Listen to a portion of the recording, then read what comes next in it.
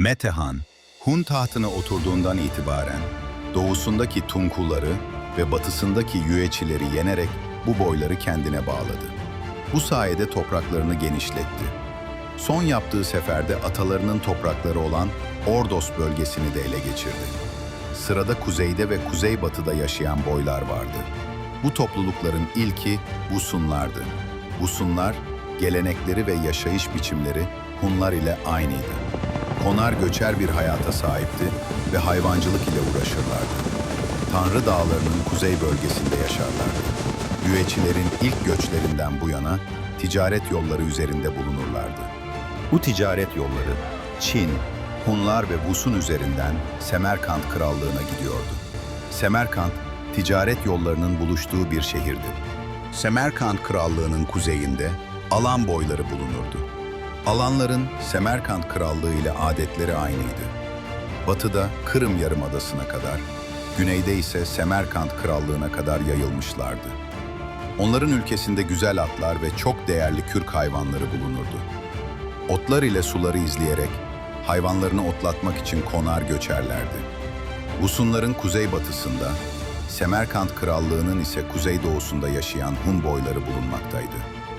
Bu boy Hute Devleti olarak bilinir, Hunların Huçiye boyudur. Huteler hayvancılık yaparlardı. Sürülerini otlatmak için konar göçerlerdi. 10.000 kadar seçme askerleri vardı. Hun döneminde Kırgız boylarına Kekun denirdi. Semerkant Krallığı'nın kuzeybatısında yer alırlardı. Hayvancılıkla uğraşır, konar göçer hayat yaşarlardı.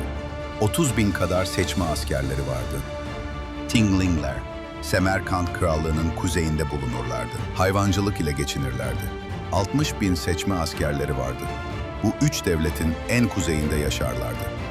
Metehan 1. Batı seferine çıktığında, Orta Asya'nın kuzey ve batısındaki boyların yerleşim alanları bu şekildeydi. Bu boyların ileride Türk tarihinde önemli bir yeri olacaktır. Metehan, seferine başladığında ilk olarak Hunların en eski boylarından olan Hunyu kavmini kendine bağladı. Hunların kuzeybatısında bulunurlardı.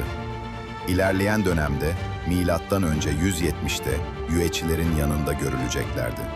Daha sonra sıra ile Türkistan'ın baş şehri olan Kuça'yı, Altayların kuzeyindeki Tingling kabilelerinden Kıpçakları ve Sir boyunu kendine bağladı.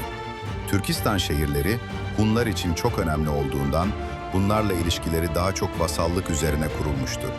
Kuça ve Kıpçakların ardından Kırgız boylarını bu sefer de kendine bağladı. Kırgız boyları Hun devrinde çok geniş bir alana yayılmışlardı. Tanrı Dağları'nın kuzeyini Hamdeme ve Aral Gölü'ne kadar kaplamıştı. Daha sonraları Çiçi Han onları bulundukları yerden sürecekti.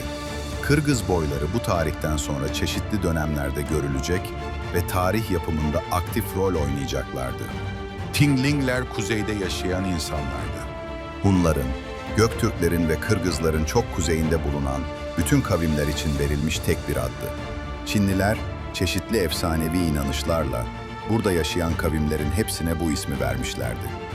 Metehan bu kavimler birliğini kendi hakimiyeti altında aldıktan sonra Hunların zayıflamasına kadar Hun idaresi altında kaldılar. Bu süreçte yerlerinden kımıldamadılar. Çiçi Han'ın büyük seferi sırasında Hunlara tekrar yenildiler. Hunların zayıflamasından sonra tekrardan tarih sahnesine çıktılar. Metehan'ın kuzeye yaptığı bu sefer sadece tüm yay çeken halkları hakimiyeti altına almak için değildi. Bu bölgede bulunan maden yataklarını da ele geçirme gayesi vardı. Bu boyları kendine bağlayarak hem ekonomik olarak kendini güçlendiriyor, hem askeri olarak güç kazanıyordu. Stratejik olarak da imparatorluğu doğu, batı ve kuzeyden gelecek saldırılara karşı da korumaya almıştı. Şimdi yönünü tekrardan Çin'e dönebilir ve Çin'i fethetme arzusunu gerçekleştirebilirdi.